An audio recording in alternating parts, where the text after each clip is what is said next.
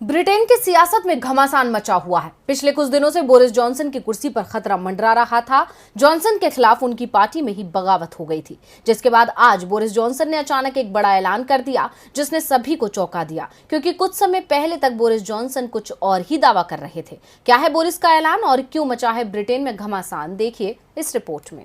Britain के प्रधानमंत्री अपनों की ही बगावत का शिकार हो गए और उन्हें अपने ही मंत्रियों की नाराजगी ले डूबी और ये बगावत इस कदर बढ़ गई कि बोरिस जॉनसन अब अपने पद से इस्तीफा देने को राजी हो गए हैं और आज उन्होंने इस बात का ऐलान कर दिया। हालांकि जब तक नया प्रधानमंत्री नहीं चुन लिया जाता तब तक बोरिस ही इस पद पर बने रहेंगे। वैसे ये पहला मौका नहीं है जब बोरिस जॉनसन की कुर्सी पर खतरा मंडराया है। इससे पहले भी कई बार ऐसा हो चुका है, लेकिन इस बार बगावत का तूफान उनके लिए बड़ी मुसीबत बन गया और उन पर इस्तीफा देने का दबाव तब और ज्यादा बढ़ गया जब ब्रिटेन में 4 कैबिनेट मंत्री समेत 40 मंत्रियों ने इस्तीफा दे दिया था।